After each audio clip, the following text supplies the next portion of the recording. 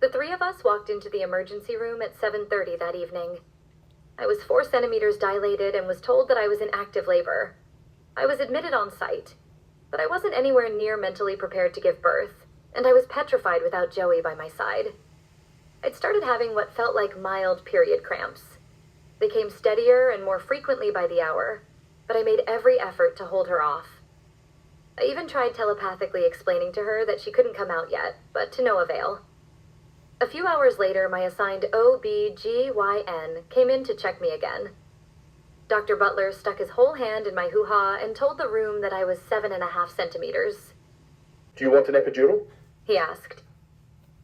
No. My mom answered for me before I could speak.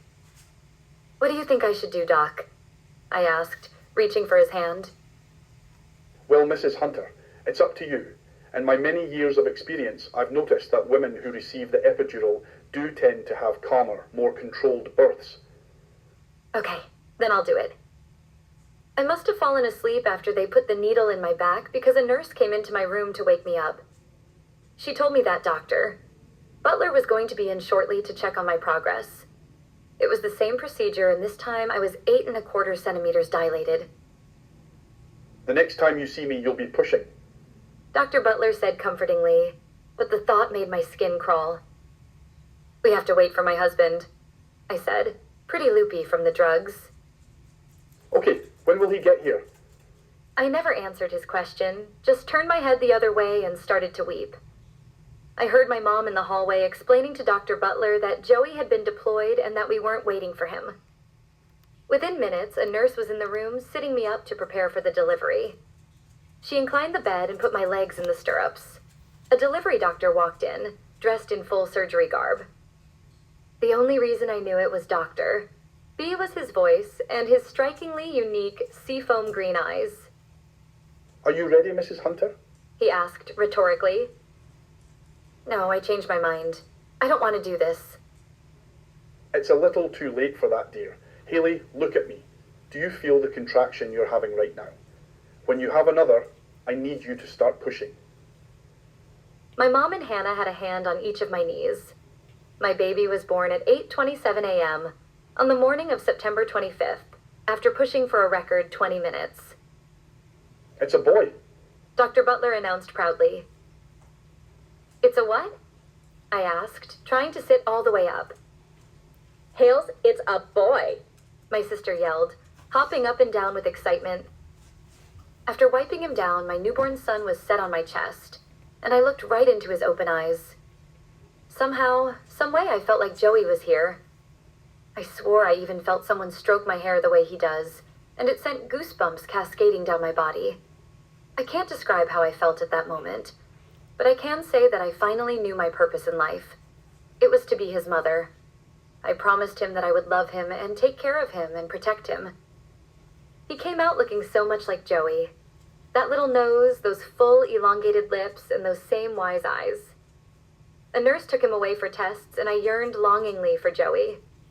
I was so incredibly happy and so incredibly sad at the same time. I was hungry, sore, and exhausted when they wheeled my baby back in. He lay asleep, swaddled tightly in a transparent plastic bucket. She told me that he weighed 8 pounds, 9 ounces, and measured 21 inches long. I didn't care about his height or weight. All I cared was that he was healthy. His skin was a shade lighter than mine, and he had a full head of dark hair. Even though Joey and I both had brown eyes, our beautiful little boy came out with blue. I was in awe that we'd made something so perfect. I counted all 10 tiny fingers and toes. I kissed his head and held on to him as if he'd disappear if I let go. So, Josiah Jr.? Hannah asked, stroking the top of the cap that the hospital had put on him. No, actually, I'd like you to meet Major Tristan Hunter. Major, this is your Auntie Banana and your Grammy, I said, reaching out for my mother's hand. I had a strange sense of appreciation for her all of a sudden. The first night of being in the hospital wasn't so bad. I had 24-hour care and hot, mediocre meals. Someone was always a call away if I needed help. Hannah stayed the first night, and her and my mom agreed that they would flip-flop night shift since the room was so small. With minimal help from anyone, I stubbornly got up every 2 hours to breastfeed my son and I was paying for it today. Hannah went to the apartment to get my hospital bags, so I'd have clean clothes and to put Major in something we'd bought. After I got permission to shower, I called Pop at the fire station to let him know that the baby came early, and he told me he'd be on his way to the hospital shortly. I couldn't wait to see him and share my joy with someone from Joey's side. When Pop walked in, he had a bouquet of colorful flowers and 3 balloons that said, "Congratulations." Let me see. Let me see. His cheerful voice echoed through the small room. I handed him the baby, and he sat in the leather chair next to my bed. The look on his face made me beyond happy, and I could tell that he was just as in love with him as I was. "You're a grandfather now. Congrats," I said, rolling over to watch him stare at the baby. She's beautiful, Sweet Pea. He's beautiful. I chuckled and winked at him. It's a boy? He asked in a very excited tone and lifted a corner of his diaper just to verify. "I'd like you to meet your grandson." Wait, don't tell me. Major? "Yep. How'd you know?" I asked, thinking now that he may have superpowers like Joey.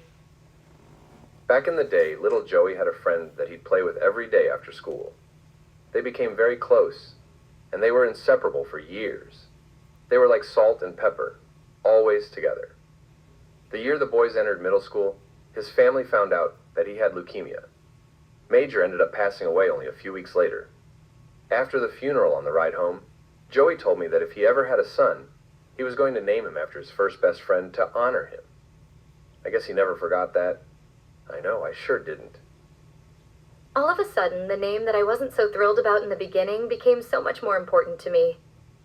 Joey wanted to name him after his friend that died. I wonder why he never told me that, I thought. I loved the idea, and was so happy that Pop told me that story. It meant so much to me to have a piece of Joey's childhood. When day 3 hit, I was ready to go home. It was nice being constantly surrounded by people, but I began feeling a little crowded. I just wanted to be in my own space, sleep in my own bed, and be able to smell Joey again. Do you still want me to stay with you for a couple days? Hannah asked. Yes, that would be great. I have to go to the office for a few hours today, but I will go home to pack a bag and come over afterwards. Okay, no problem. I'm sure we'll be fine alone for a couple hours.